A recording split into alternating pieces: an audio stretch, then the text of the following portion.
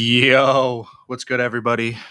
Brent here. Hope everybody's having an amazing day. It is Tuesday, November 18th. Everybody in the chat, let me know first off if where you're at in the world. Always love to see that. And then two, if it is your first stream, say first stream. Um, gonna be a great show today. We're gonna obviously talk about Bitcoin, ETH, Sol, and why I know I might be the last fucking bull remaining, but why I still think we're talking about Bitcoin here, which drives the whole market, is still in very likely in a mid-cycle correction that is matching up very similar to April. And when you put everything else into perspective, we're talking about the macro, institutional adoption, regulatory stuff.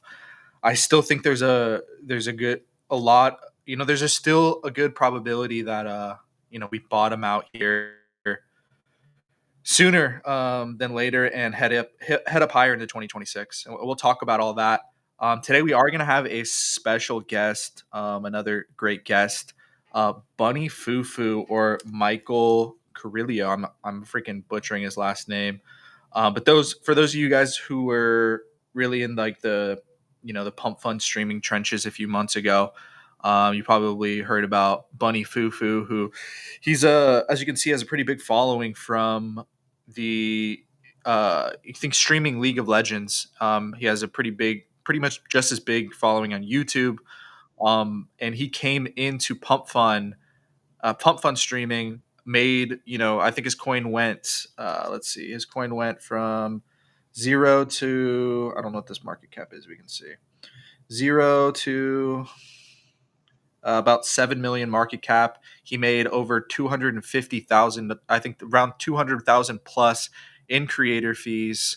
He's really been in the trenches every day, like doing Twitter spaces. We're going to hear from him, um, what he thinks about if CCM token streaming has a shot in hell of ever catching on in crypto, let alone in the mainstream. We're going to hear about his experience. This guy has been streaming. I don't have the exact number, but I think 1 or 2 days he didn't stream due to logistics reasons. But since he started streaming on Pump Fund about 65 days ago, I think about 2 days he's been streaming 24/7. So excited to talk to him. And then obviously we're going to talk about a lot of other stuff. But first of all, like I said in the chat, let me know where you guys are at in the world. And if this is your first stream, say first stream. What is up, MKT? Always good to see you, brother. Carl, my man, still tripping. We got Hem Dog. What's good, brother? Caden Zaw, Leanad, Hayes, my boy. Marie. We got Base Newell. Brent for president. Let's get that candle, Zaddy. Damn. Hello, Mr. Brent, here from last week and learned a lot. Thank you for coming back on ARC. Glad to see you're still here. Save my soul 69 says wonderful, Brent.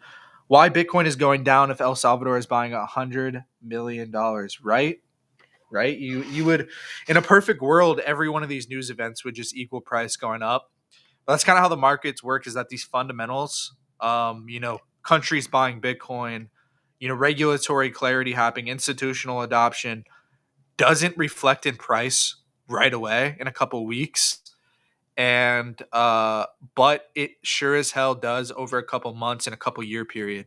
Like this stuff that's going on right now, countries buying Bitcoin, regulatory stuff happening, all that stuff's going to make sure that we have shit and stuff to trade 2, 3, 5 years from now. So we'll talk about also Pump Fund. A lot of people are thinking that Pump Fund, the buybacks are a complete, waste of time, and the buybacks are, not a good idea.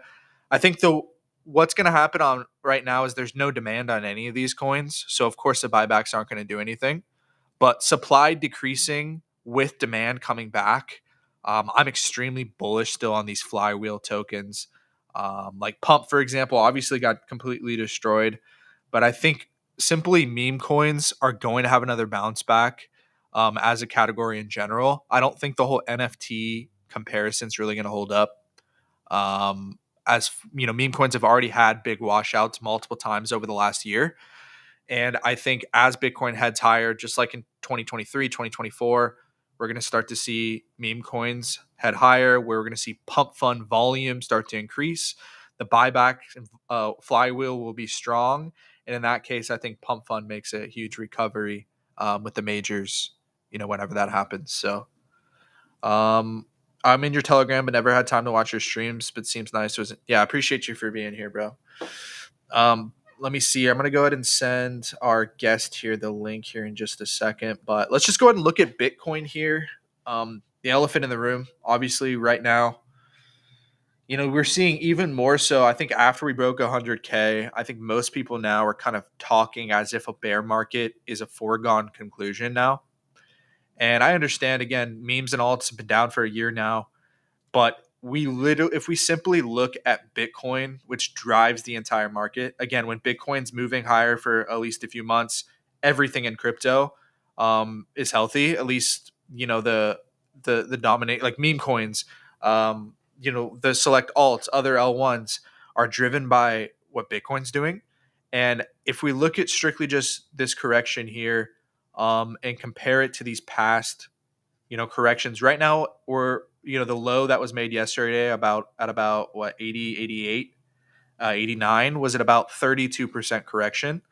What we saw here in April was about a 30% correction. This one here, I think, was about a 27% correction. So every one of these corrections has ended up being steeper. But I still think there's a good chance that we are going to see a bounce. We're already seeing a bounce here. But the missing piece of this correction, like I titled the stream, is this kind of, a couple weekly candle closes and a holding of a low for at least a few weeks. So really what I'm expecting in the next few weeks, I think we're going to see a bounce on Bitcoin. We're already seeing it here. This could be the low. Wouldn't be surprised if we come down a little bit more. But again, I think that everything outside of the price action is pointing to us not being in 2021 anymore. And I just don't think, again, all those other things, the ETFs, all of that, I think is pointing to this being a mid-cycle correction. Of course, anything could happen. And what would invalidate this setup for me is if this setup started looking more impulsive, like 2021, where really the major difference in these corrections here from what we saw in the cycle top in 2021, which pretty much is what everybody is scared of happening here, is Bitcoin, instead of these kind of choppy, like bouncy corrections we've seen during the bull market, in 2021, Bitcoin went down from 66K all the way down to 31K in 6 weeks. No bounces, like there's a small little bounce, right? That is impulsive behavior. That is not that is indicative of a bear market, and of lower prices. What we're seeing here is corrective behavior. We saw corrective behavior here in April, September of 24, summer of 23, and really here what's going to prove and prove that we're in this April-like correction, is a bounce in a few weekly candle closes to really show that momentum has shifted. And I still think that's what's most likely to happen here is in the next few weeks, whether it be the end of the year to start, the next year, is that we will get a shift of momentum because of all these other things. Really, the macro situation, I think, is warranting a, rebalancing of the debt and a, push higher for risk assets into end of year. So what would invalidate this setup though for me is if Bitcoin were to look more impulsive and we got two more weekly candle closes, this one and the other one that sliced through 80K. At that point, that would invalidate this corrective higher time frame corrective setup. And at that point, what it would mean is we probably extend into one of these longer bear markets. But again, I don't think that's what all of the information is pointing to. We do need to see the chart play out and see a shift of momentum, like I was talking about on the charts. But I still think that's the most likely scenario. ETH is an even more obvious kind of coil up on the higher time frames with a lot more choppiness. Sol as well. And I expect Sol and ETH obviously to follow whatever Bitcoin's doing. So there's a good chance this could be the bottom here. We could continue to play around, but the number one sign that is a on the higher time frames would be a shift of momentum to be on the weekly, like to get a few weekly candle closes, uh green green weekly candle closes would really be the biggest, again, shift of momentum. So that's kind of what I'm looking at over the next few weeks. I've chosen again to stay optimistic because looking at the bigger picture with the macro situation, regulatory stuff, that's what I focused on in April. When the trade war was happening, you know um, deployed a lot of my stables and stuff during that time, and that was probably the best period following after that correction, because of the entries we were able to get.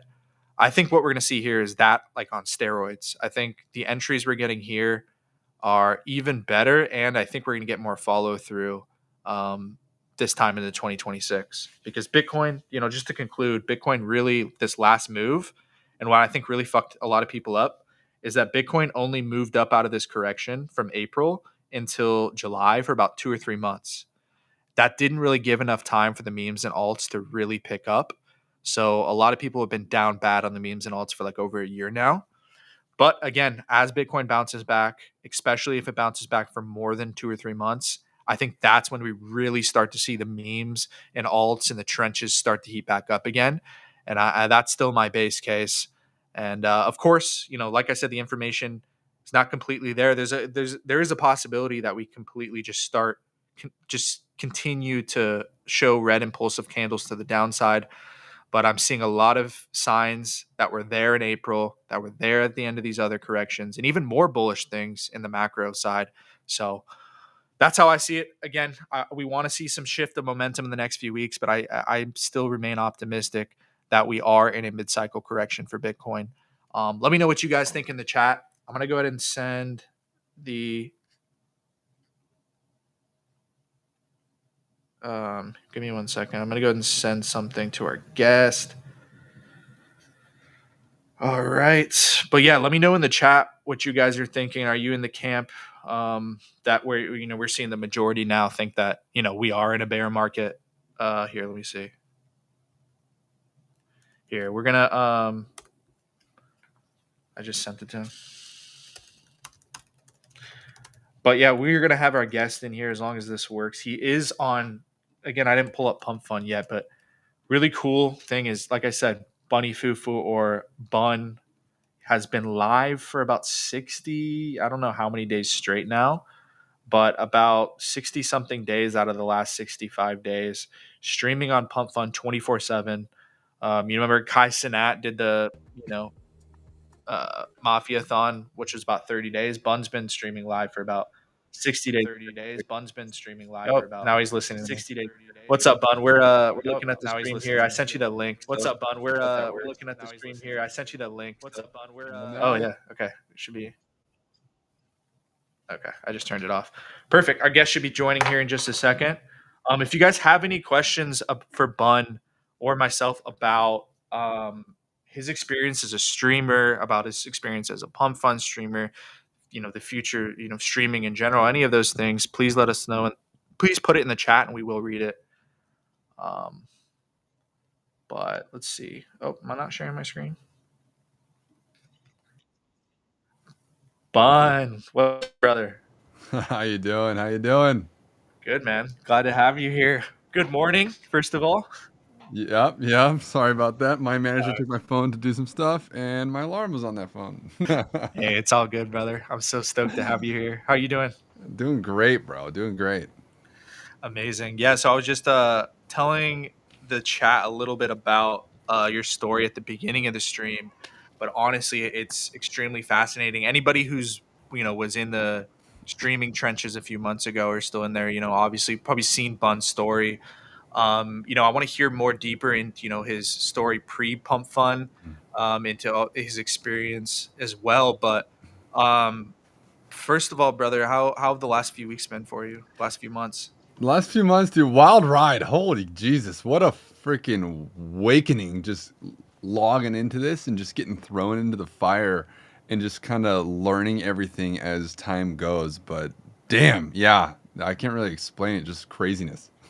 Yeah, it's been an incredible ride watching you, and just being seeing you, build in public with the Twitter Spaces, and really trying to go from what, if I'm not mistaken, you kind of went from being almost zero experience in crypto in general, right before doing the pump Yeah, streaming. I would say exactly 0. So crazy culture shock to come into crypto, especially right now when it's just been craziness.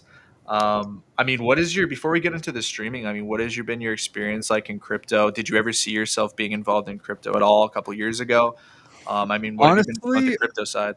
I've always been very interested in it. Like, I even have pictures on my phone of like getting on the exchanges with like holding up a thing saying like I sign up for Kraken or whatever it was at the time, but I never really like did the final 20 yards to get into it, but I've always been interested. Like, I've bought in a cold wallet before. Like, I've done steps to get there, but haven't quite just done it because I was just so locked in on YouTube because it consumed literally all of my time, and that's kind of when I was interested about it.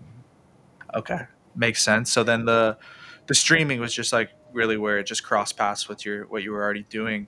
Now for the chat, what how did you discover the pump front streaming? I think you said it was a friend that kind of introduced it to you. Yeah, a friend told me about it. I looked into it, did a lot of my own research, sat on it for a day or two, and then I just said, "Screw it, I'm going live." And the craziness started. Before we get into that, actually, what where did you start streaming in general? Just for myself, I'm not super familiar with your past history. You streamed League of Legends before this, but like when did you start streaming?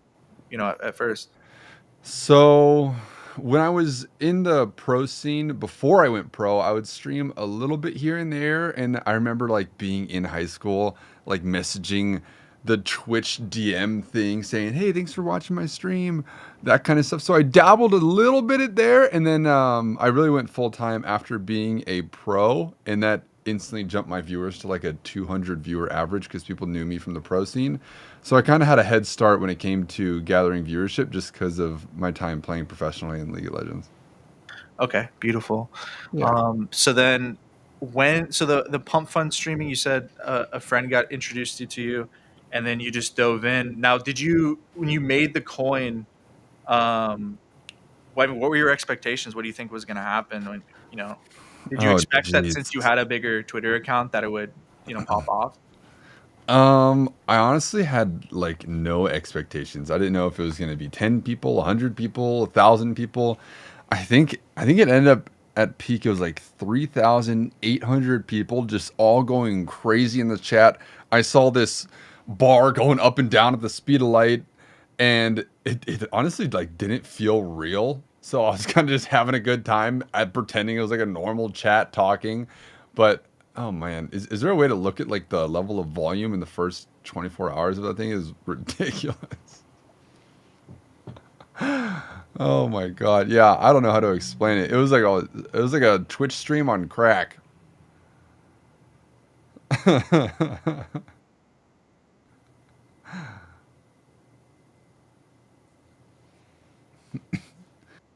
What's up? Oh, my bad. My bad. I didn't realize I was muted. But so the coin went from like 0 to 7 mil in what was that like? Was this 2 or 3 days? And you racked up what was it? Over 200,000 in creator fees. Yeah, I think and then day was like 250 in creator fees and 48 hours. It was wild. Yeah, that was amazing. I mean, was it what when you saw that? Was it like kind of the creator fees that kind of clicked for you for the token streaming, or really where was it when you really saw the vision that okay, maybe this isn't going to be a few day thing, but something I'm going to take and run with?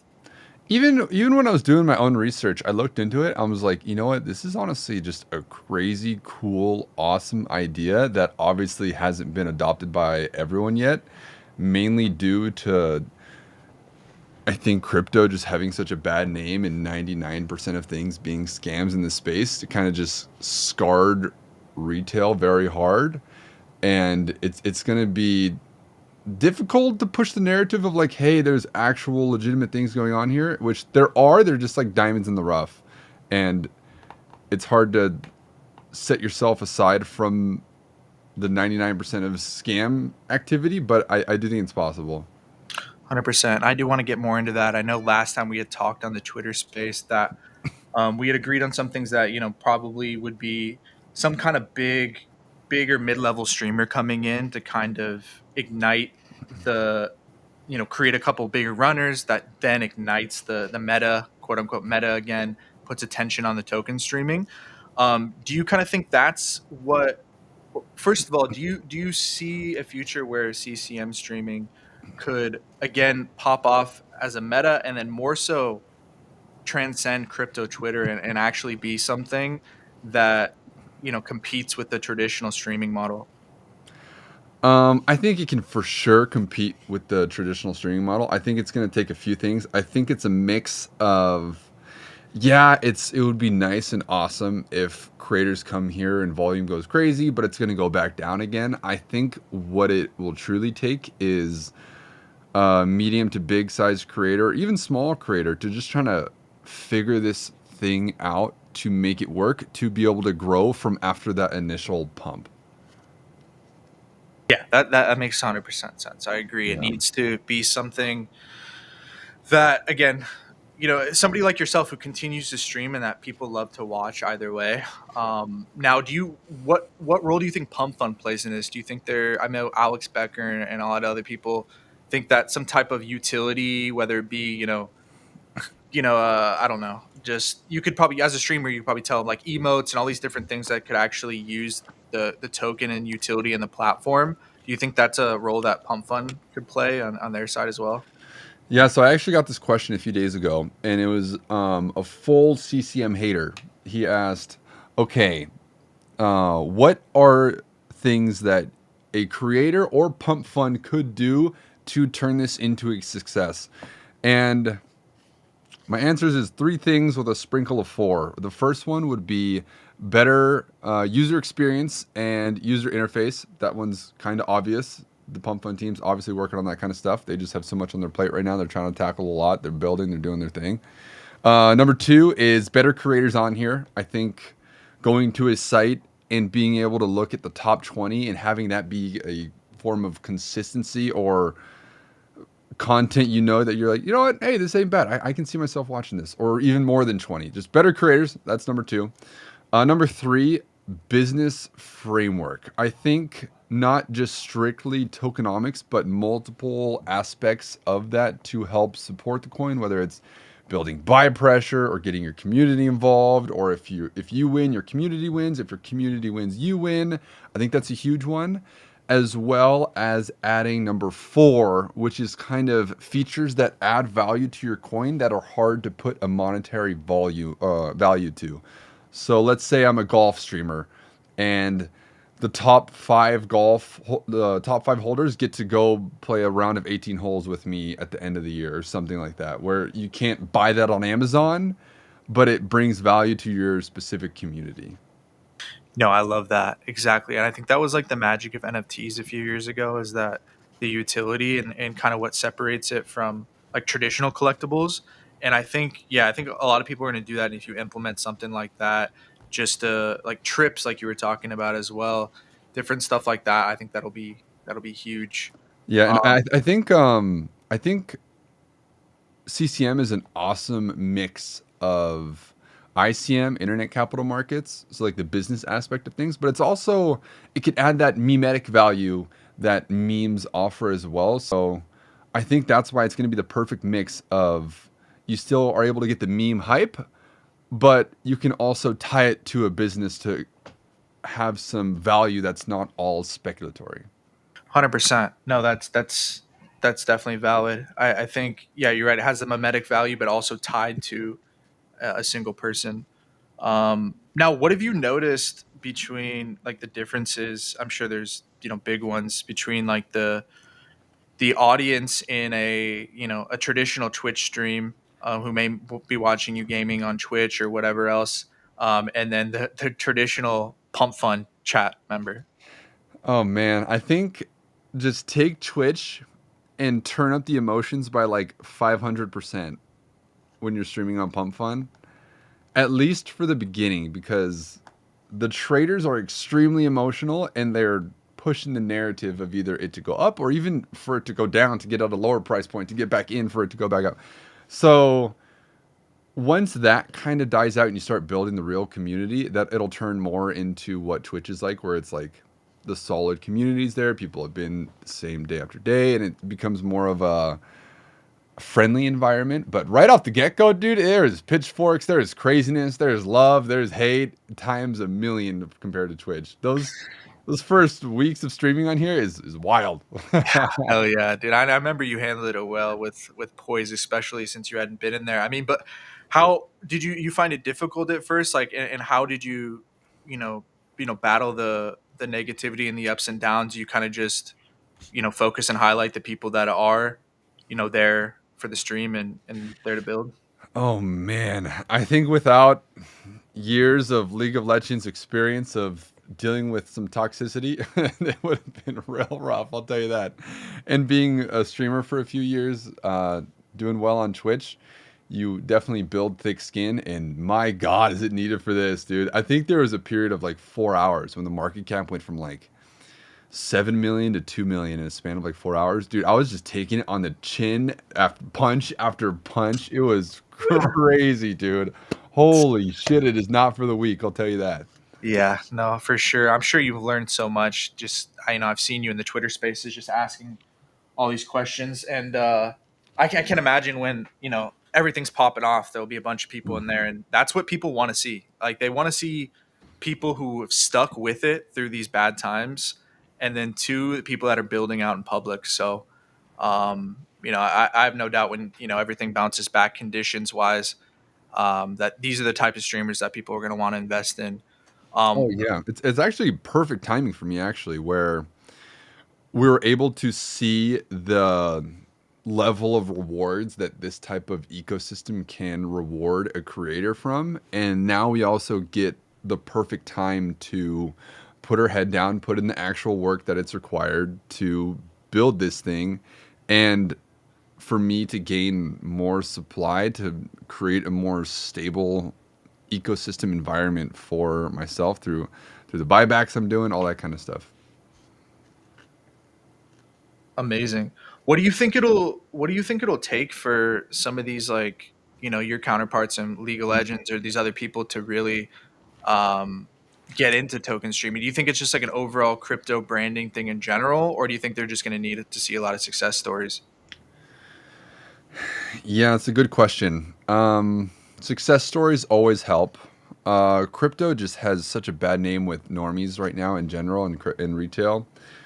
I think it's going to take a few brave creators to make that leap, and trustworthiness from it's tricky though, right? Because like, let's say a big streamer comes over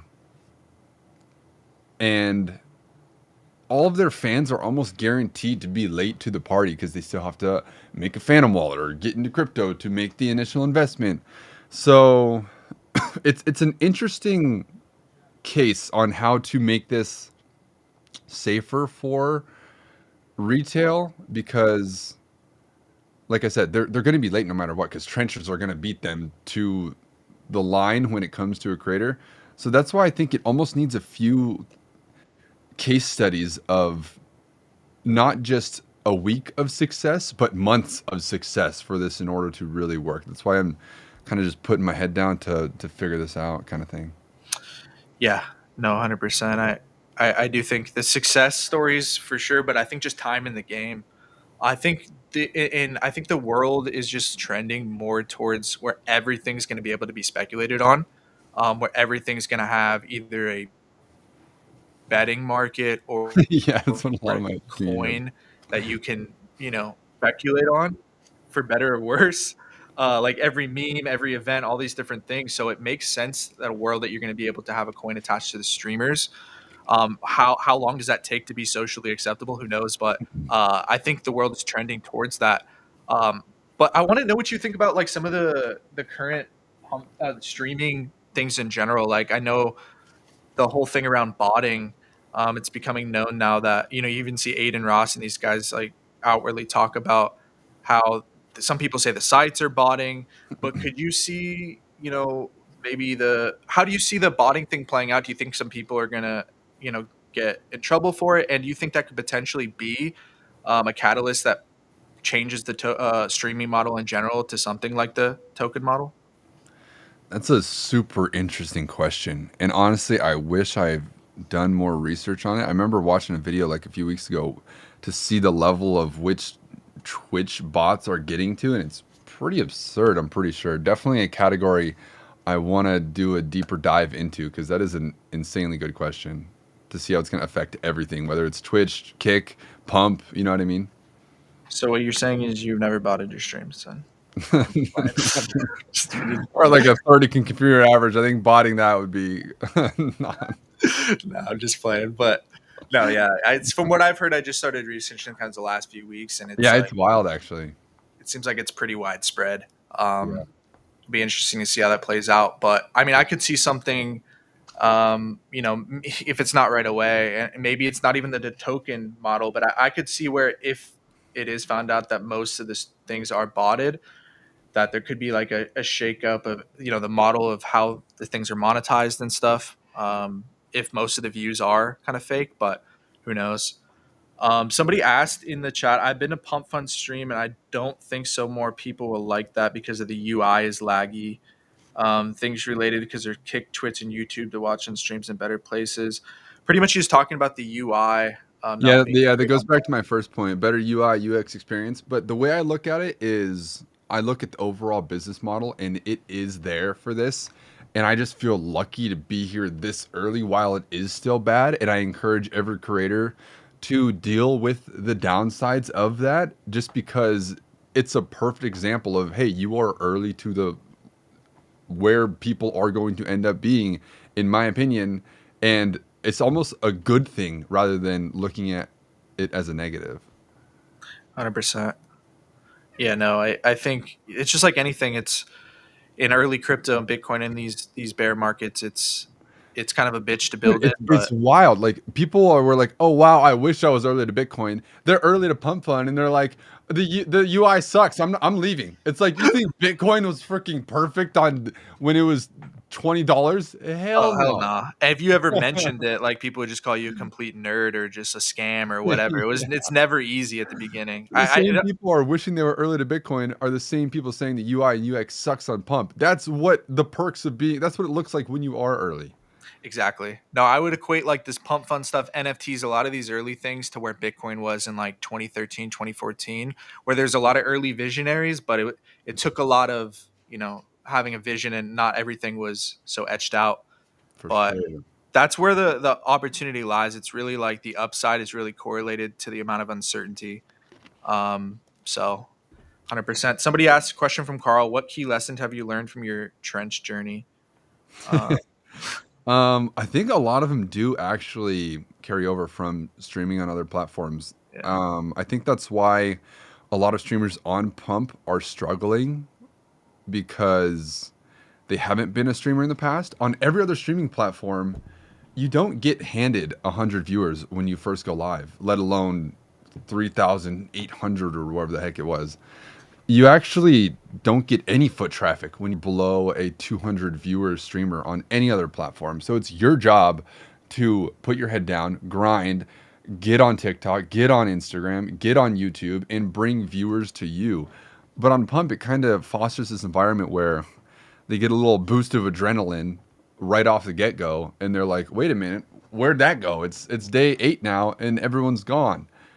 And it's like, "Oh, wait a minute, streaming, that's how it should be. You should be grinding it out for a year and then build up a community, build up an audience, and you have to do it on your own." That's actually the normal. Yeah, you hear all these stories. I show speed, all these different people who stream to like two people for years, and then that's what it takes. I mean, would you think that somebody who's coming into streaming for the first time would you and this is somebody you knew and they were asking Yeah. fun, should I start streaming on Pump Fun? Should I stream on Pump Fun and Kick? Should I start with Kick or I'm Twitch or Kick? What would you advise them? I know every situation is probably different, but I'd probably give them the option of like, let's say it's you. You come to me, right? You're a new streamer, you've liked video games, you're 22 years old, and you want to become an influencer. I'd say, okay, are you looking to put in a decent amount of work to get a decent return, or are you looking to put in an insane amount of work for a possible insane return? And that would answer my question. So which one do you want to go with? So yeah, so if I was more of the casual, like but I just want to stream for a few hours, but Okay, yeah, just go on Twitch, make some YouTube videos, make some TikToks, and enjoy your stream. That would be my advice. yeah. And then if somebody was more like, they wanted to chase some more risk, it might take more time, but like the higher upside, They're then the like, dude, I want to live in a crazy big house. I want to work my ass off for 5 years straight, do whatever it freaking takes, and build an awesome community and build an awesome stream. I'd say, dude, you're at home with Pump. It fits exactly what you're saying. yeah, for sure. Base Newell says, "What advice would you give someone who wants to start streaming but feels insecure?" Probably exposure therapy. Dude, there were times on my Twitch stream where I would stare at the go live button for an hour or two, just wanting to click on it, but not being able to, and just pushing through it countless of times. So I think a lot of streamers, more than you actually think, have been there, and it's definitely not an easy fear to overcome. Oh yeah, my boy Hayes says, "Bunny Fufu, I've been watching you since years. I need to follow back, brother." My man. My boy Bun only follows a few hundred people, man. You gotta, it's exclusive. No, I'm just playing. I appreciate you for being here, Hayes. But great question, Newell. Let me see here. I got something in. Do we got anything in the YouTube chat, Jesse? Let's see. Instagram as well. Let me see here.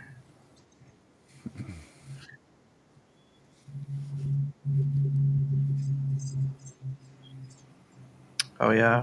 Now, were you doing the 24-hour streaming prior to Pump Fun, or did you kind of just start doing it then? Dude, it's funny when, like, a few months before the Pump Fun stream, I actually remember, I think it was like Kai's first or second marathon. I was like, dude, that would be so fun. And I just wanted to, I even thought about doing it on Twitch where I wanted to dive into it. And it's actually awesome that, like, mentally and physically, I was preparing to do something at this level before I even got presented the option or idea of it, which is cool. So it was definitely in my mind for sure. Okay. Yeah, I can't imagine. Like, I'm sometimes I sit on these streams for 2 or 3 hours. I don't even have my face cam on. I'm just reading the chat, and it's like exhausting. I can't imagine doing 24 hours.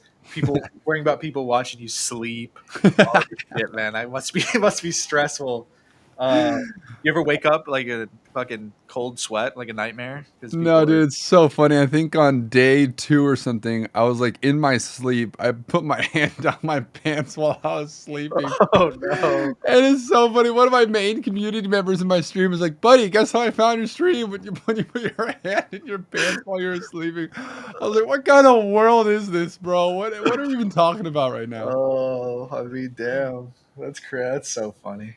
Yeah, I mean, dude, I can't imagine. There's probably some horror stories on. I'm sure people that's nuts. Uh, somebody asked, what was your biggest mistake you made early on in your streaming journey?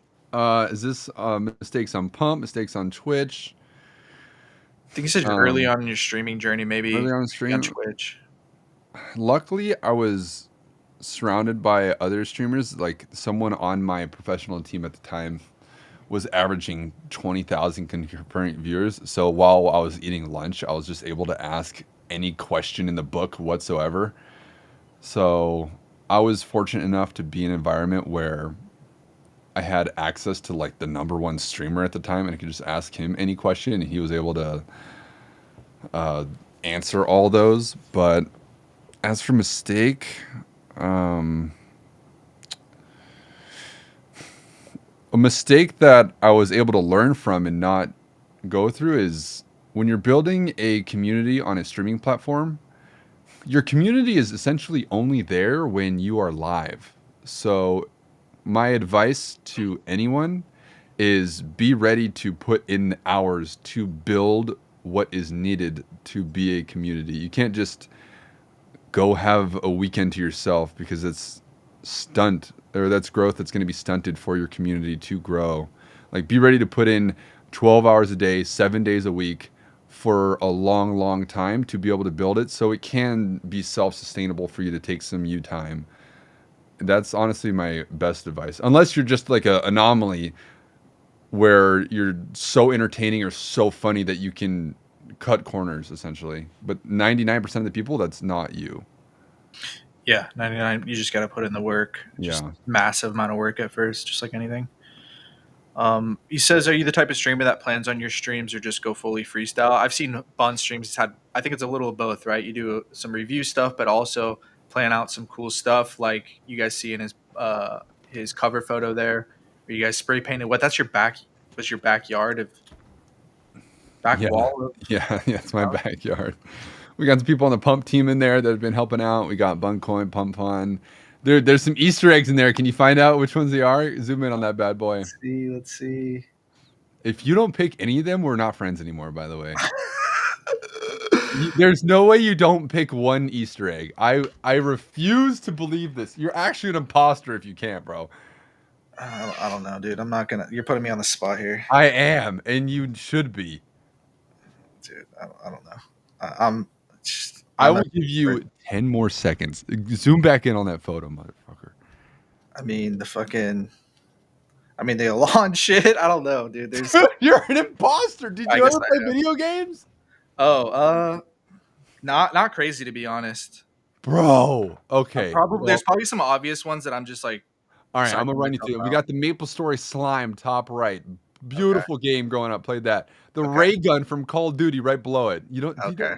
You know what a ray gun is? Yeah. No, I know what the ray gun is. Yeah. I know. Okay, good. We got the ancient staff from RuneScape, level 99 range, level 99 mage. Okay. We got the Halo emblem top middle. We got a Thresh lantern at the very left.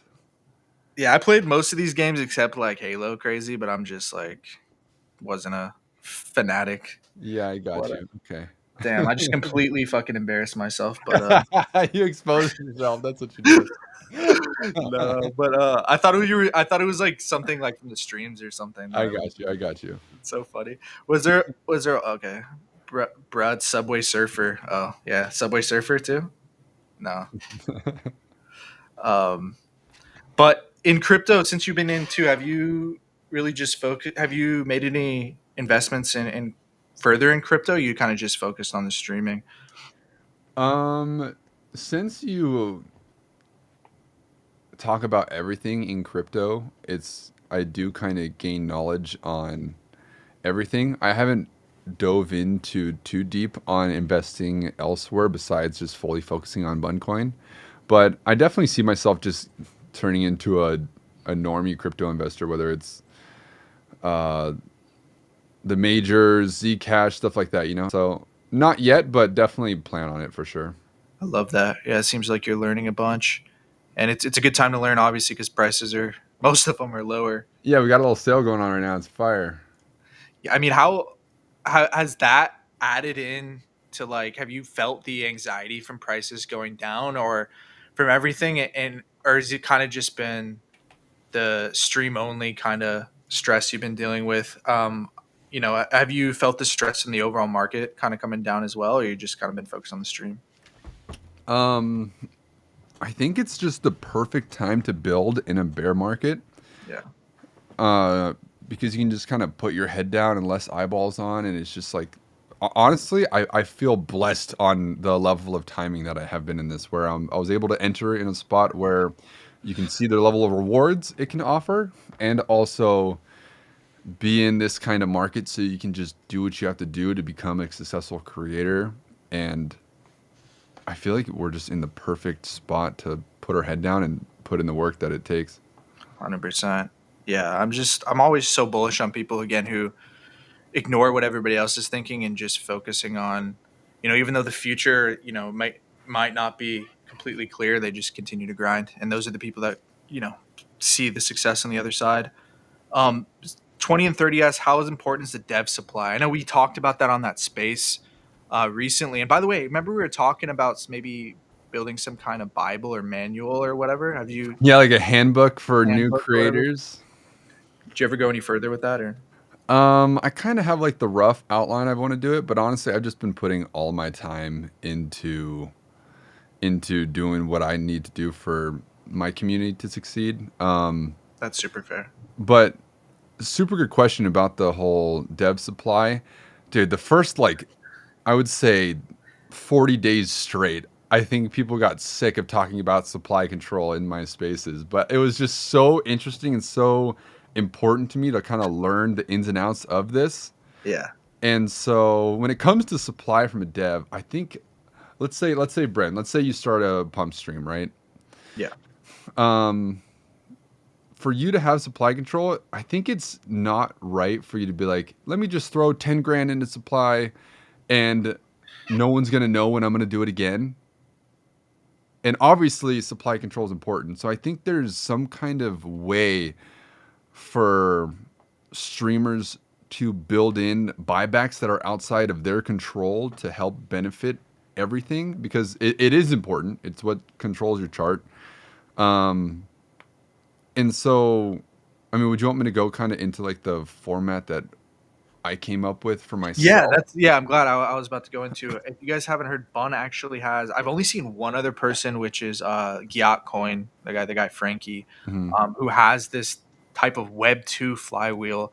Of course, you guys have heard of flywheels within crypto, where crypto protocols take their fees and buy back and sometimes burn the token. Bun has his a Web two flywheel where he takes 50% of all his YouTube, TikTok, whatever these sponsorships and takes it back and buys the coin. You want to tell us a bit about that? Yeah, so the way I kind of view it is like pillars of support for the chart when things are bad, when things are good.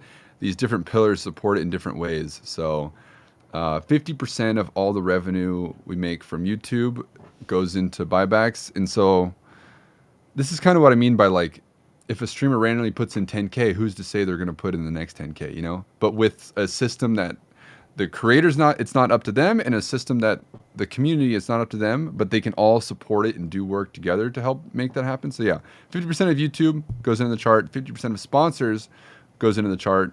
So that kind of helps supports it when things are more dry and there's things to work on as a streamer. And also 50% of creator rewards goes into the chart. So when things are popping or it gets up to a higher evaluation and the trading volume is much higher, that can help support it at higher levels as well. Just to, because I think taking out the speculativeness of things obviously helps because I think any normie comes over is going to be like, okay, why buy? This is a great reason. And having buy pressure on your chart is always a good thing in my mind. But going 100% all in only on this, I think is a mistake as well. You also have to create community, mimetic value, other things that are harder to put a value on, like that number 4 we were talking about, that kind of stuff. Yeah, so it sounds like the buyback and the flywheel's great, but if there's no real community or people that really fuck with you as a streamer, it's really Yeah, yeah. pointless. You got to have It one just, or both. yeah, it takes a few things to all be up and running at the same time. And honestly, it's funny. Like I, I almost, in my personal opinion, would be for no one to buy right now, so I can gather more supply through this method on my own to hold more of the chart in my control. You know, so it's like a weird mix of like, sure, don't buy. Give me 3 months. That would be fabulous. You That's know. fair. That's what Tom Lee from I don't know, Tom Lee from he has the Ethereum DAT. He said that too. Like I wish Ethereum would stay down for 6 months or a year so I could buy as much as I can of it. But no, I love that. I love this Web two flywheel because it just like I've become really bullish on flywheels in general in crypto because it's the first time where people say crypto's not backed by anything, right? It's just all speculation. This is the uh, first time where uh, the the the team or whoever the team can actually give back value to the holders of the coin. And when you do it with actual Web two partnerships, I could see a world where again, like you said on a space a few weeks ago, that it's really like everybody's working together now since they have a direct value proposition from your Web two. They have a direct incentives to support pretty much everything you're doing now. for Uh, sure, for sure. And I've seen so much. What's the word I'm looking for? Like hands in level of participation when it comes to sponsorships or YouTube posts, that kind of stuff from my community specifically. So that's kind of why it goes back to, hey, should I stream on Twitch or Pump? You can build such a more dedicated audience on Pump, even though the eyeballs are less, which I think is awesome. And are you familiar with like wallets and all that kind of stuff? I think it's fascinating for people to look at the actual buyback wallet and see what that's all looking like. And Yeah. it's so cool in crypto. Everything is out there and just ready for people to see and do their own research if they're wanting to do it. I think it's awesome. Yeah, somebody had asked me on the post yesterday, like, how do we know that the buybacks are happening? And I would argue that it's even more transparent than a lot of the Web It's two like the buybacks. most transparent thing in the world. It's awesome. Exactly. Yeah, it's amazing. So somebody asked how to survive snipers. So would you suggest that somebody who comes in like a level creator like you that maybe have a couple hundred, thousand followers on Twitter or maybe YouTube, do you think they should just do it like you did? Don't own any of the supply. Let the snipers get out and just let things run and kind of have a long term vision, or buy back some, like, what would you say for the? It's I a know every very situation good is different, question. but like general, like somebody who's more close to your situation, a couple 100,000 followers, generally, what do you think's the right way to go about it? That's a very, very good question. And probably something I need to put more time into thinking about, because I did 2 nights ago. It was like 2 a.m. I was playing Battlefield with my boy. Chat was kind of slow. Some guy comes in and goes, "What's up, bun?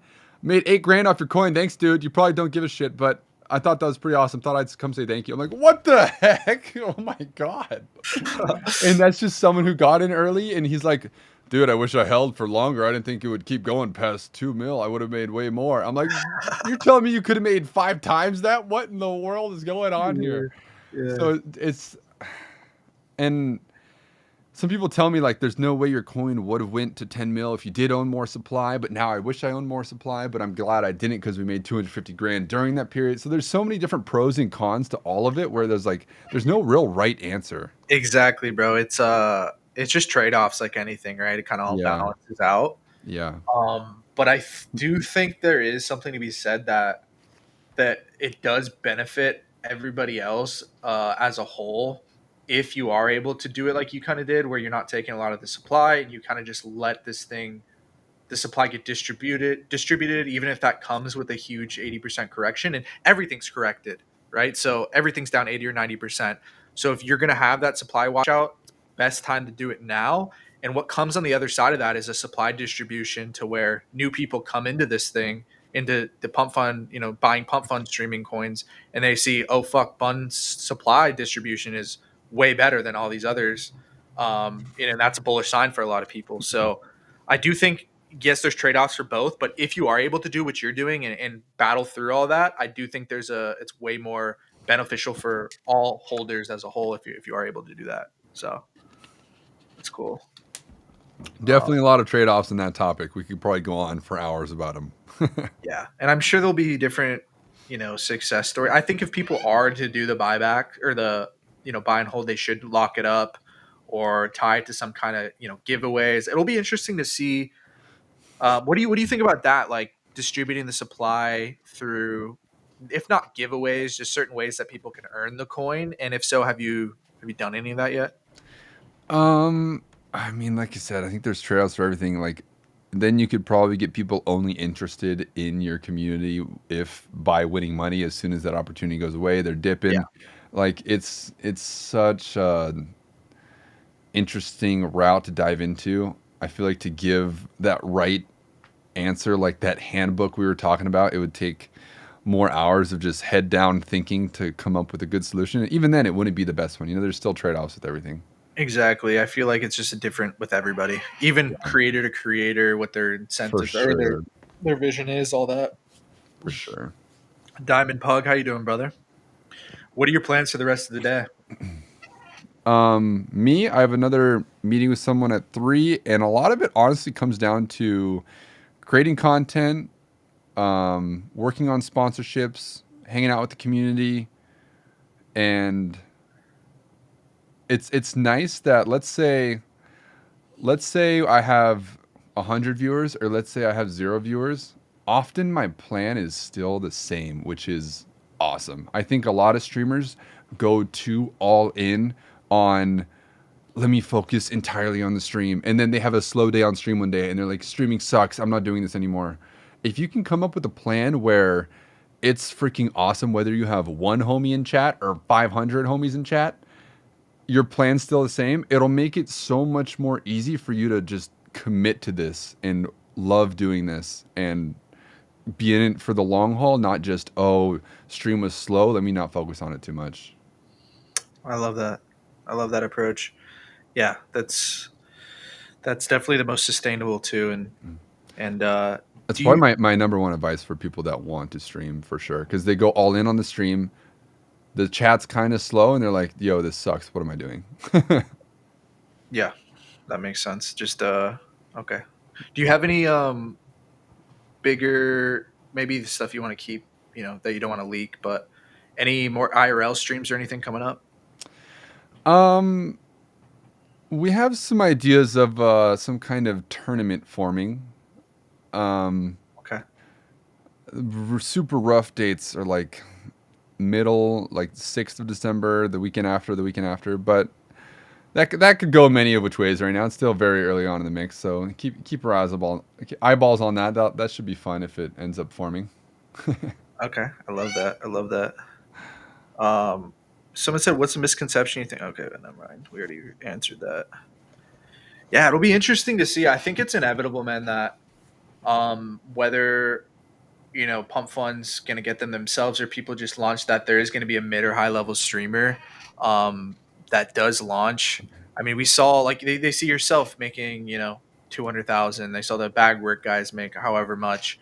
I'm sure there's a bunch of people out there, a bunch of these streamers that are like come out and make 1 million in the first couple of days. So it'll be interesting to see it play out. But I do think the CCM streaming's due for another kind of meta in crypto, and really has the potential to, like you said, hopefully compete with the other models someday.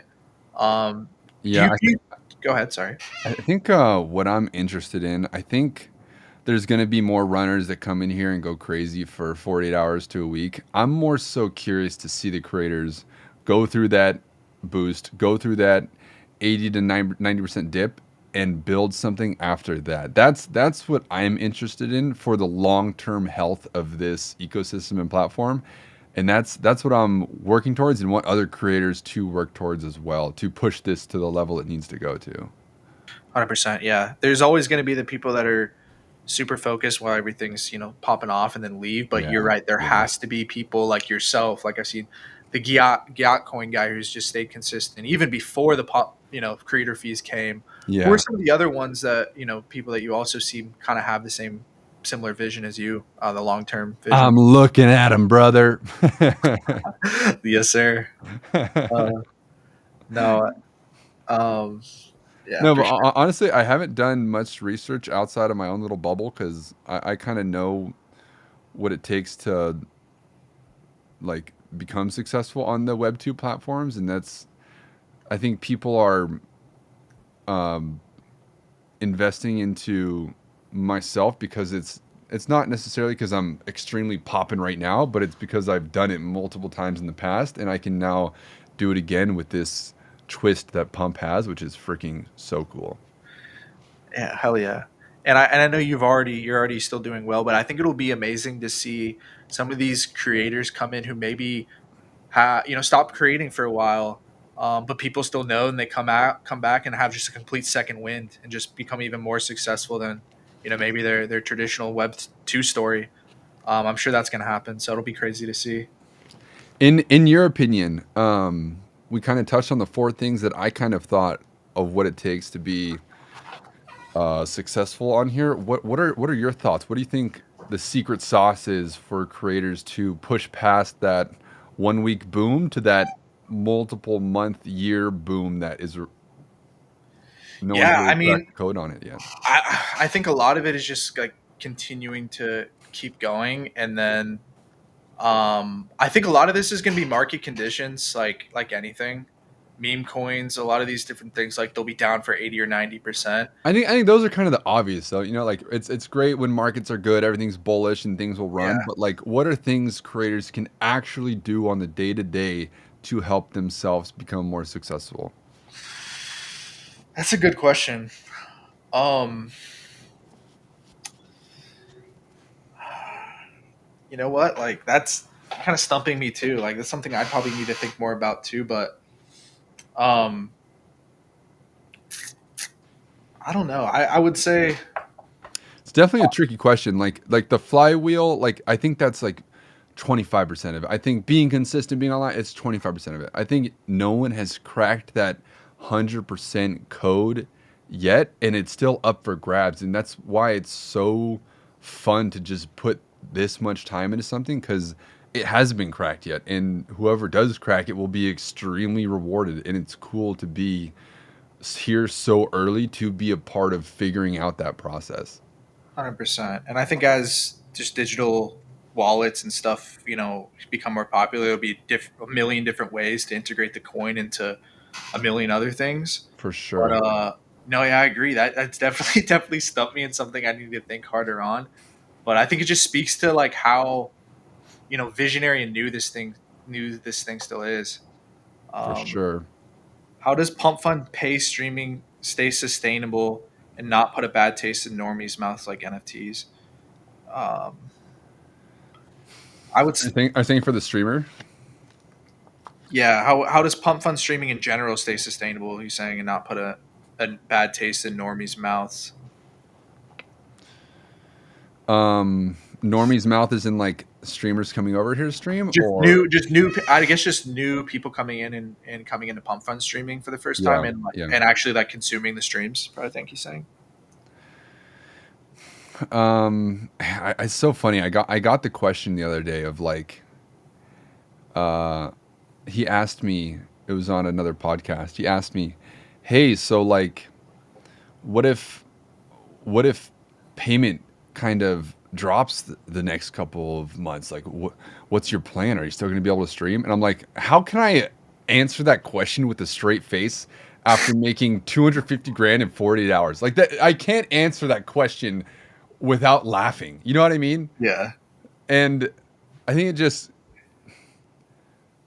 streamers that do a good job will be rewarded. I don't know how else to word it besides that. Like yeah.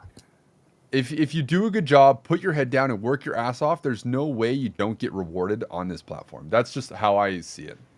100%. I think just like anything we've seen in meme coins, crypto, where attention goes, volume and stuff flows.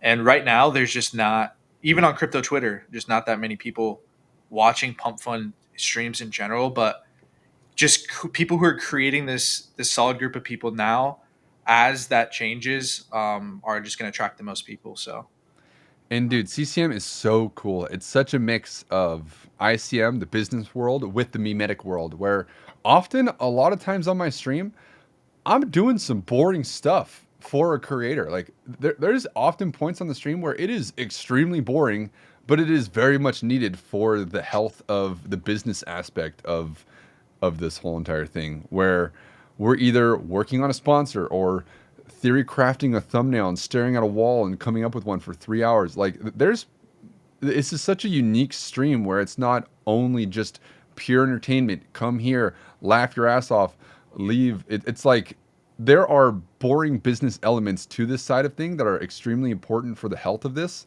but aren't necessarily the most entertaining thing. And I think that's where a lot of current pump fun streamers are failing to see, where they just think if they go jump off the Empire State Building, they're going to get a bunch of volume when that's not where this is evolving into.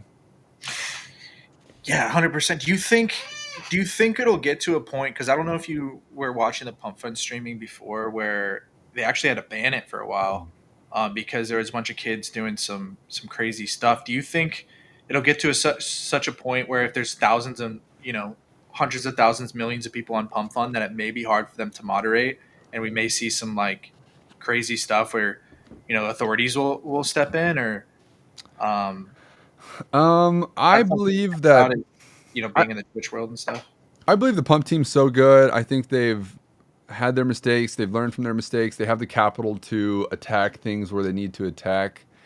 I personally think it's going to transition into more of a, like, you kind of know what you're going to get type of content, like where you go into Twitch and you click on a category of like Rocket League or League of Legends or Arc Raiders or Battlefield 6. You kind of know what you're going to get, and it'll be more of a higher quality content. I think that's where this is going to go. Not more so in the downhill spiral where they once were like 9 months ago, where crazy stuff was happening and all that.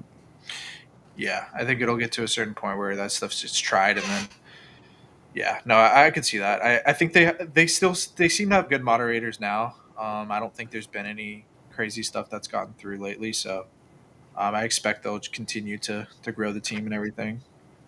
Someone said, "What's the most helpful criticism you received about your streams?" Um, I think for me personally, I'm extremely self-critical.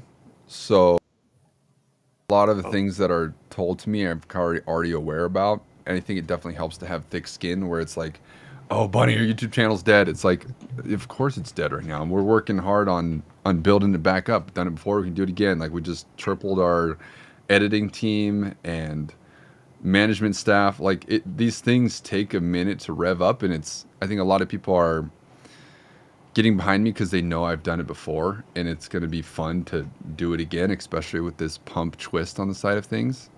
Um, so when it comes to criticism, I think don't get defensive about yourself and truly take it in, write it down, and it's just something that you can work on. I think that's just how it should be looked at for any creator. I love that. I love that. Um, well, man, this has been amazing. Seriously, it's been. I can't tell you how bullish I am on you. Like I said a couple weeks ago, there is you, and then maybe the yacht guy, the based house guys, maybe a few other people that really have the vision of these things outside of just a few months.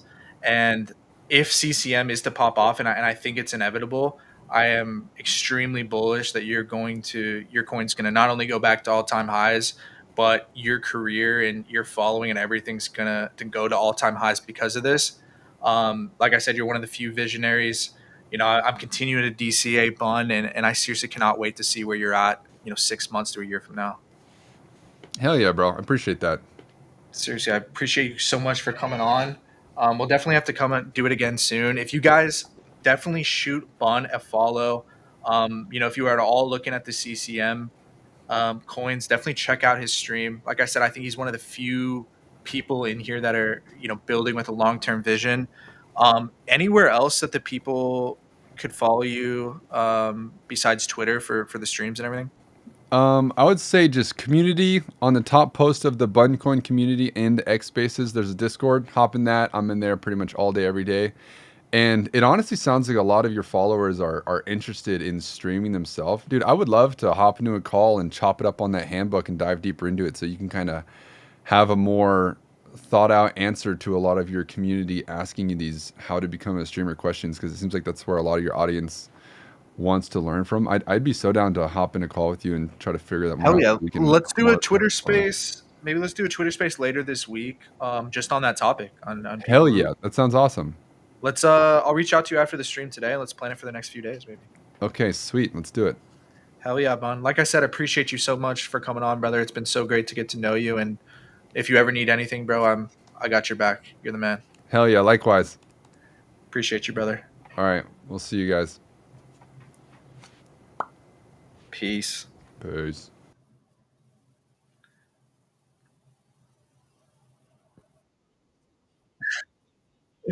No worries, brother. I think you can just exit the EV Mux. I appreciate you, brother.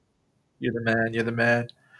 Um, that was great though. Let me know. That was amazing, guys. Let me know you like that in the chat. I think there was a great insight on CCM, but just somebody who's grinded in a certain niche for a long time in the streaming, and somebody who I think has a long term vision for like literally like two or three people I think have a like a long term vision like that in these pump fund streaming things. So I have a lot of belief in that guy, and I learned a lot from him. He's a great dude.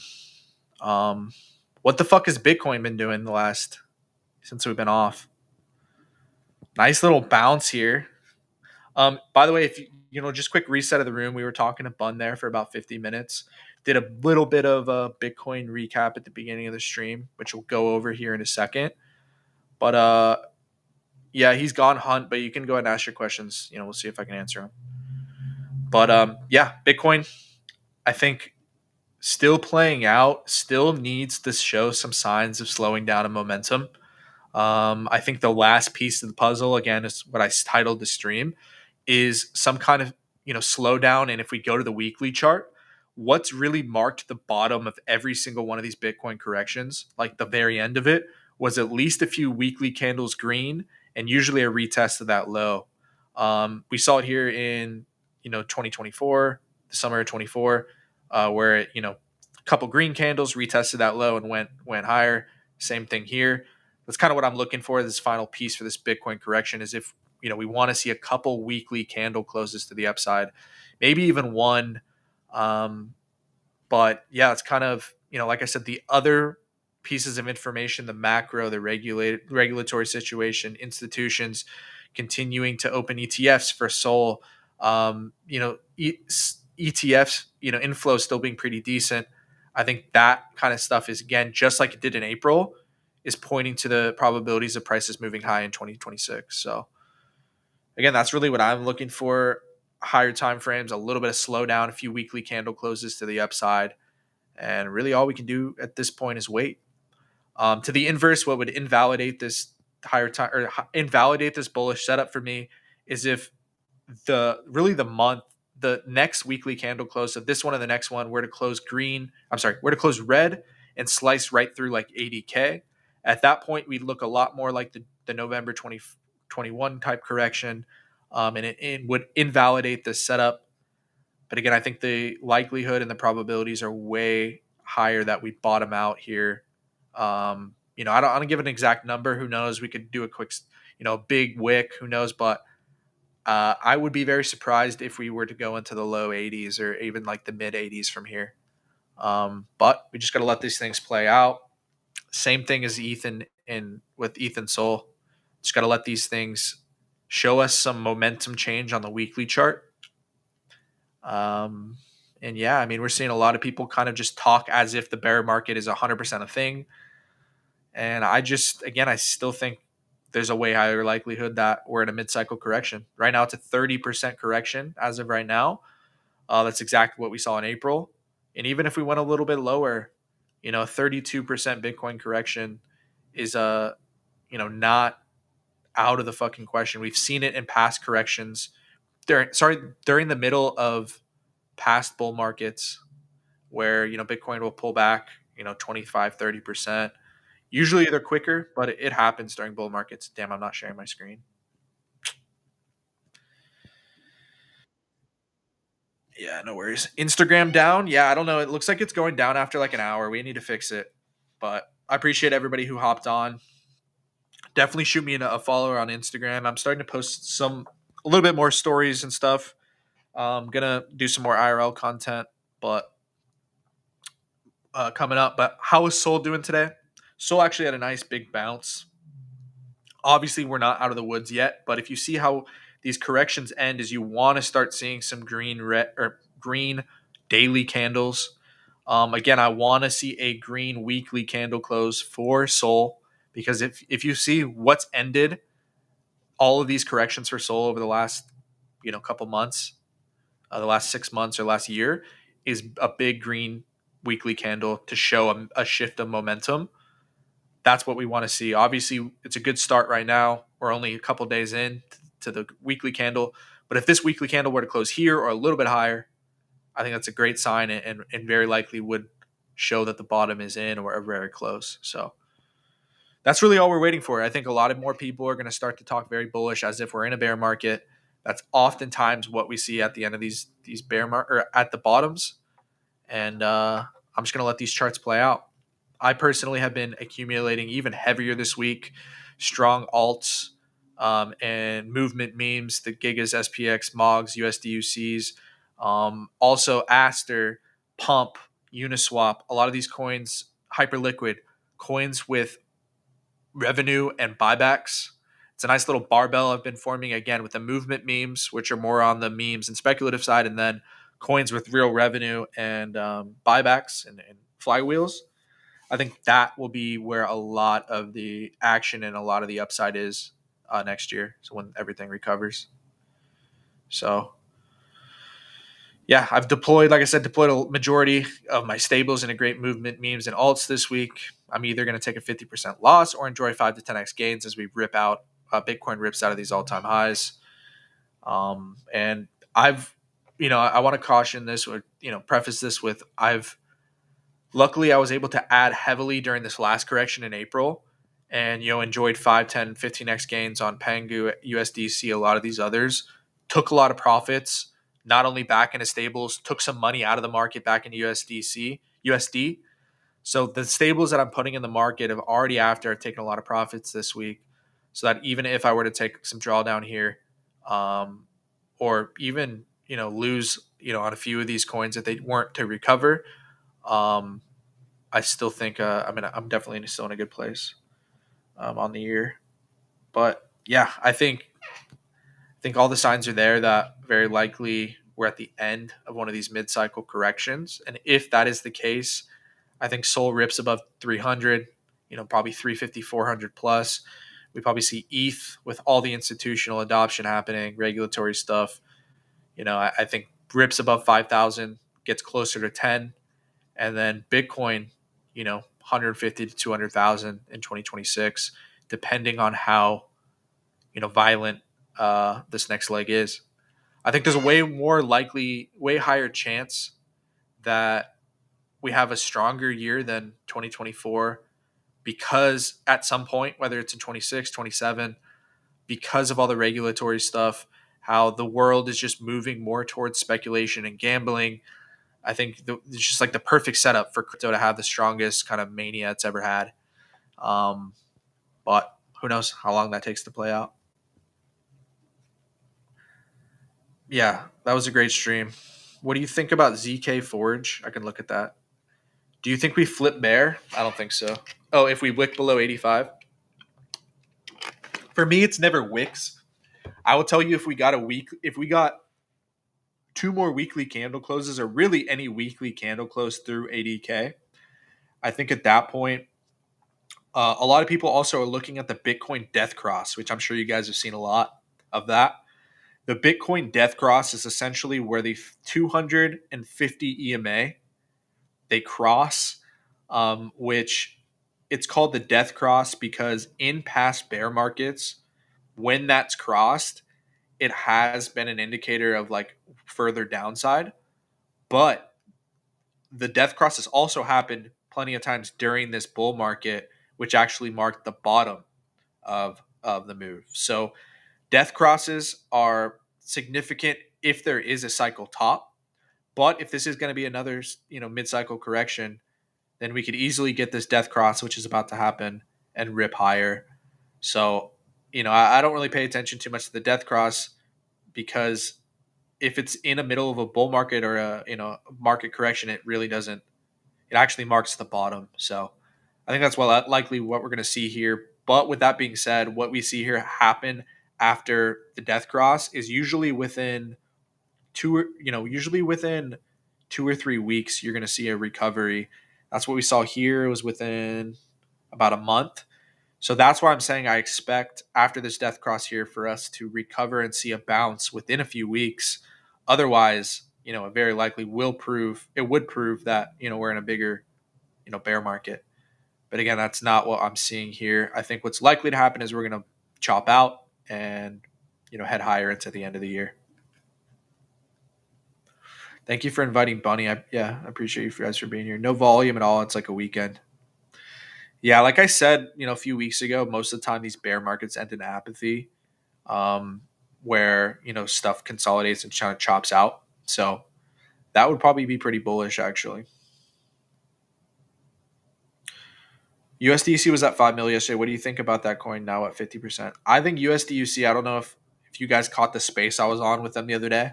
Shout out to you if you guys were there. Let me know in the chat if you guys were in the space. But USDUC is, despite being down 90%, uh, they are just one of the purest kind of movement meme communities out there, where these guys are continuing to fight despite being priced down. Despite price being down, I think the whole stablecoin narrative and kind of making a parody on that, I think it really has a great shot at bouncing back. Again, I know it's down, what is this, 90%, but we've seen coins like this do 90% moves down in the past and bounce back if they have the intangibles of a strong community and people still pushing. Fuck. USDUC, I know I wasn't sharing my screen. Most of the time, yeah, I think it has a good shot at bouncing back again because of the actual strength of the community and people still pushing. I believe in a lot of the guys that are like the core team, the USDUC. Now, of course, it's a way higher risk than something like SPX or some of these other coins, but I do like USDUC here. Carl, what's good, bro? I know you were there. But yeah, if you guys could like, comment, retweet, share the stream. Not too much going on today. Let's see. I did have some other stuff written down. Wrecked guy got washed out today. We're starting to see pretty much what these times are as they act as stress tests, right? A lot of stuff, it puts a lot of stuff under pressure. A lot of times we'll see stuff break. Like, I don't know if you guys saw Wrecked Guy. I guess they had some liquidations on one of the exchanges, which pushed price all the way down to 55 million yesterday. Another coin that's down 90%. I'm really bullish on Rect. Again, they're one of the few coins that have a real brand behind it. And I don't know if you guys saw the other day, Rect Drinks actually partnered in a few of the states. Let's see if I can find it here. They pretty much in one of the bigger grocery stores in like 3 or 4 states around the United States. So pretty much the coin is backed by a real growing company. And I don't know. I like the chances of Wrecked Drink recovering here, down at 55 mil.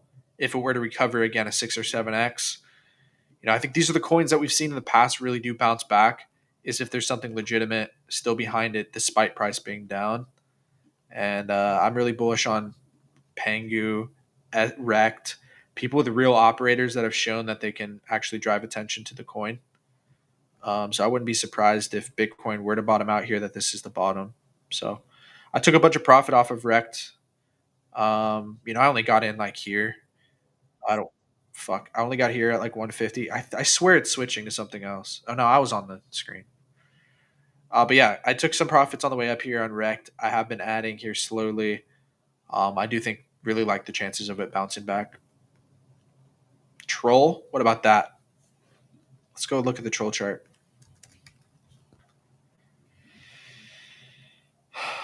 So troll, pretty steep correction. We're looking at almost a 90 as well. But I mean, you look at Nubcat, you look at SPX, you look at Giga. A few of these coins, they've been through 90% corrections before. And I really do think it does have a solid shot at bouncing back. Troll still has one of the strongest communities out there. As well as it's one of the few coins that's a popular IRL meme, the troll face, but also a strong movement community. They own the IP, all these different things. I think that'll matter when conditions are good again. So, troll is one that I have been holding, and I probably should add some more too. Um, I think it's up there with the SPX Gigas Mongs that have a really high likelihood of bouncing back. Yeah, Pengu has been silent. You don't see as much announcements or anything coming from them, but same kind of thing. I think Luca has proven again that he can drive attention to the coin and make all these crazy partnerships, and I'm bullish long term. Dino/OG coins come back in my opinion. Yes, I do think TradFi investors are starting to come in or will start to come into crypto over the next few years after they see ETH Bitcoin going up, starting to think, okay, what else can I get? What else can I get? What's it called? What else can I get exposure to that's not just Bitcoin and ETH? And they're going to start to look down to the top 10. They're going to start to see, okay, some of these coins that are producing revenue. Because obviously the TradFi world, people like to buy stocks based on the revenue that they're producing, all these TradFi metrics. Now some of these coins are starting to have flywheels where they're taking their revenue and buying back the token. Those are coins that I think have a really shot. Uniswap, um, Uniswap, you have it. Aster, the pumps, the hyperliquids. Some of the Dino coins, though, I really like. Sui's not really a Dino coin, but I like AVAX, XRP. Frankly, just an amazing kind of coiled up chart on the higher time frames. I think there's going to be a time where the normies kind of come back, and you know how they like XRP. Really, I think the top 10 in general is going to do really well in this next phase. But really, I think AVAX is not top 10. I don't think. Right. Let's go on. Let's go on Coin Market Cap real quick. So I think Dogecoin again is going to run to $1 eventually. Cardano, I don't really have a strong opinion on. Hyperliquid, I think is going to continue to move up the top 10. Uh, Bitcoin Cash going to continue to fall down. Zcash probably continue to climb up. You see a lot of people now talking about Zcash kind of like in opposition to Bitcoin, kind of like you're talking about how Bitcoin's kind of being too controlled by the institutions now. A lot of big names like Arthur Hayes. I could see Zcash. I'm really underexposed to Zcash. I have almost none. But again, I could see it rip way higher here. It's only at 10 billion so far. Chainlink, I think that's underrated. Monero, same kind of thing.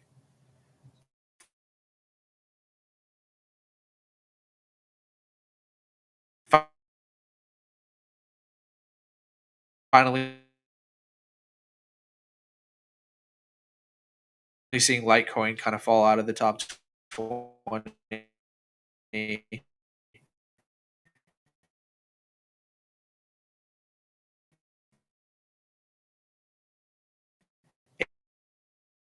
AVAX, like I said,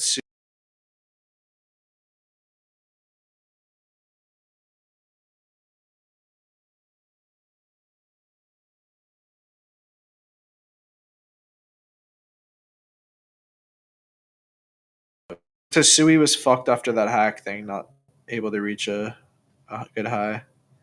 Oh, thoughts about yeah, I know. Let me see. We'll look at Farcoin real quick.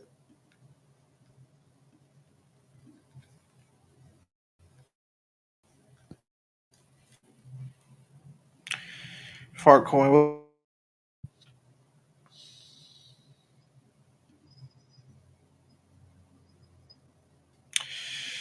Farcoin's nasty. Not gonna lie. I think it is genuinely going to bounce back with a few of the other memes when it does. Market does bottom out though. I think very likely could form this giant ass double bottom. I think it generally is just going to be driven by the rest of the market. I know that's boring, but I could see it chopping out a little bit here, like we'll see on Bitcoin probably, and I could see it shifting back to the upside. I wouldn't count Fartcoin out. Um, there is SPX and a few others that I've been buying more heavily than Fart, but I would not count out the scenario here that if and when Bitcoin bottoms out, that Fartcoin chops out and then heads back to the upside.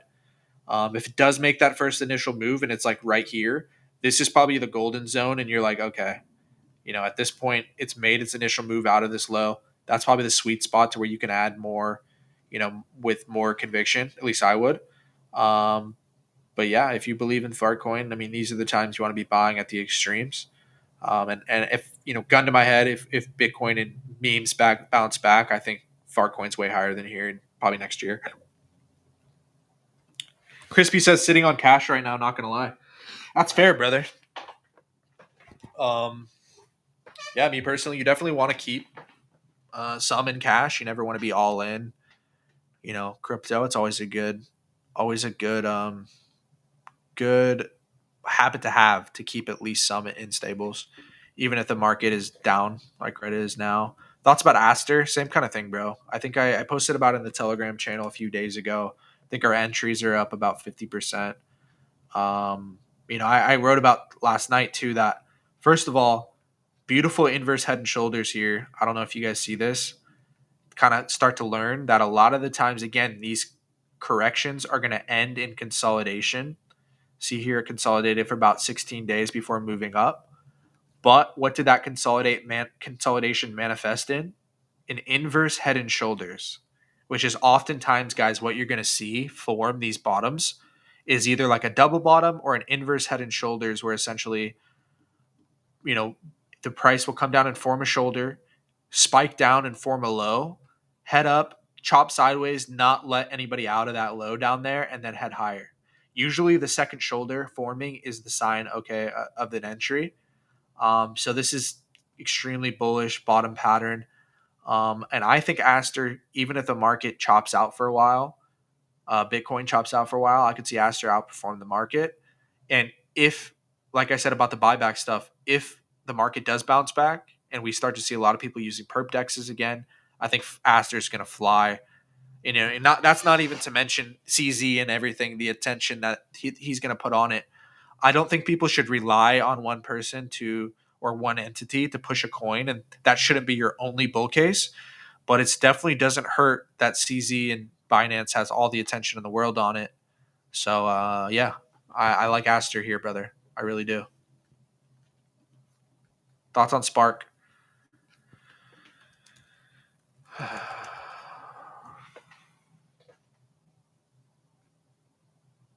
Illusion of Life. Yeah, I mean, looking pretty nasty overall. I don't really know too much about this. Is this a streaming coin, like a streamer guy, or is it a meme coin? I don't even know. I don't know. For some reason, I thought it was like a streamer, but obviously it's down bad. Anything's possible, but if you want to see this thing recover, you want to see it chop out for a few weeks, and then if it's able to recover above 5 mil and bounce above this channel, it really does have a shot. But 99% down is definitely not a great look. So I hope this does bounce back. I wish I could give you a better answer, but I don't know enough about the actual coin. I don't have any thoughts on Starknet and staking. I do think Starknet is a solid L2 that's been building for many years, but other than that, I don't really know too much about the staking. What would most of these memes be able to hit all time high this year? Uh, I mean, a lot of these coins are down 90%. So even if we were to bottom out here this month, I think the likelihood that they hit all time highs by end of year probably less than 50%, but I'm extremely bullish on the next few months. And I do think those memes very likely have found their bottom and probably are higher than they are now, end of year. All time highs, who knows? But very optimistic about the next few months. No worries, Wayne. So we're coming up in about hour 33. I appreciate you guys for being on. What are your plans for 26? Continue to build, continue to do streams, continue to put out content. Hopefully we again see a crypto industry that absolutely thrives over the next few years. I mean, if again you look at the bigger picture of the macro situation on how they're going to rebalance the debt, the ICM business cycle looks like it wants to run into 2026. You look at the regulatory thing where every CFTC, the SEC leaders have all come out and said they want to create frameworks so that crypto can thrive, not just in 5 years from now, but in the next few years. You see Larry Fink talking about how he wants to get U.S. stablecoins in everybody's hands and all around the world, and get everybody digital wallets. You see, like I said, the macro institutional regulatory stuff. You look at all those things apart from just the price. I think it makes it a lot easier to be optimistic about 2026. And really, I don't understand the bear case outside prices being down a bit in Bitcoin and ETH. I understand memes and alts have been down for over a year, a lot of them. So it's created a lot of despair in people. But again, I would just challenge you to look at what Bitcoin or what memes do and alts do when Bitcoin bounces back for more than a few months. I don't think this time will be any different. I think this time what's very likely to happen is we see the strongest bounce back we've ever seen due to these other things I talked about. But of course, that's the game. We don't know 100% what's going to happen. The people who do put the capital on the line and whatever tend to do well, but anything can happen.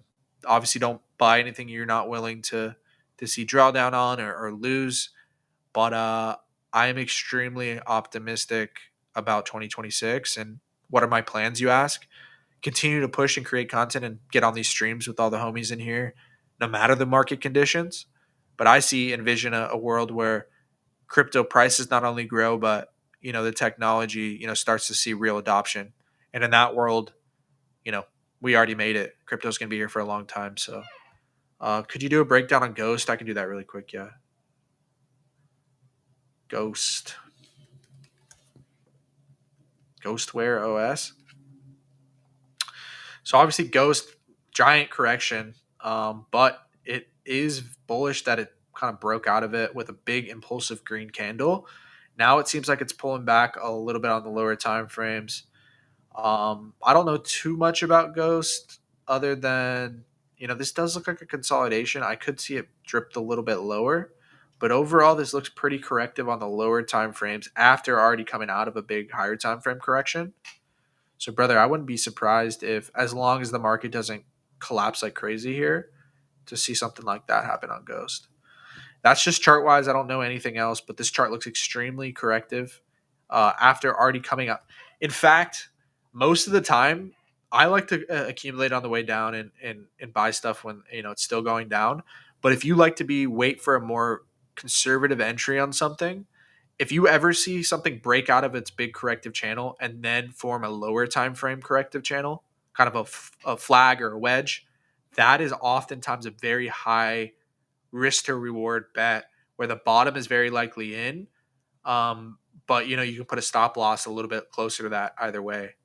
So yeah, I think this is a really nice setup, and I wouldn't be surprised to see Ghost climb higher, despite whatever the rest of the market does.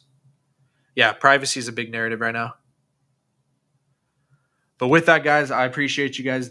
Make sure to like, retweet, comment, share. I hope you liked the Bun stream today. I hope if you're an aspiring streamer, content creator, you're looking into CCM. I hope you were provided some value. Not too much to talk about other than Bitcoin today. I really, I just only advice I can give and the only guidance I can give is again just look what Bitcoin ETH SOL have done during these big high, like scary corrections and what comes after, and if you at all believe that we're going to see another one of those again, or at the bottom of one of these, towards the bottom of one of these corrections, then the opportunity that comes on the other side is going to be plentiful, and I personally cannot wait. So whether again, I'm very optimistic that we are going to see another high in 26, but worst case scenario, let's say that Bitcoin, I'm wrong, and Bitcoin continues to head down, into the 80s. What would that really mean? Personally, I just don't see Bitcoin entering a big bear market without some other macro, something breaking. Obviously, the last 2021 top happened when the whole risk asset market, stock market collapsed too. But let's say I'm wrong and Bitcoin comes down and slices right through 70. What is that really going to mean? We're already down for 3 or 4 months. What did it mean when Bitcoin broke down and right here? It went down for another 9 months and then bottomed out. I personally would continue to stick around, continue to build. I find myself in some long term assets that I think are going to survive these either way. But really, all that would mean is is that we just see a more of extended bear market. Prices might come down a little bit more. It really just means an extended correction. And if we're talking about 2, 3, 5 years from now, I really like to speculate on this stuff. I really feel strongly about these views. But overall, if we're talking about 2, 3, 5 years down the line, whether we come down here for another 2 weeks or another 6 months, does it really matter if you're in the right assets? Obviously, it's not fun, but really, I think the only people that survive here are really who see a long term vision and who are able to zoom out. So, with that, guys, I will see you on the next stream on Friday. Let me see here. Do I have any streams coming up or anything? No, I don't think I have any things I'm featuring on until then. So I will see you guys on Friday. Expect more great guests, great streams. I'm going to continue to push whether Bitcoin goes down to 60K or it goes up to 150 fucking K. I'm going to continue to do these streams, hang out with all you guys. It's been a pleasure to see a lot of the new people in here the last few weeks, but also the homies that have stuck around for a long time. It's been a pleasure. Crypto Bossa, Noel, Ash, always good to see you. 20 and 30. Crispy, always good to see you. Crypto Comrade, been here for a bit. Wayne Mammal, Space Faceless, always good to see you. Mr. G, what's good? Dom, Huntark, Base Noel, all of you guys. Honestly, it's if it wasn't for you guys, I wouldn't even be doing this. Crypto Carl, Wayne Mammal, 20 and 30. Appreciate you all for being here. And I think Bun's a perfect example. If somebody who's a visionary, who saw downside in adversity in the normal streaming world and made it.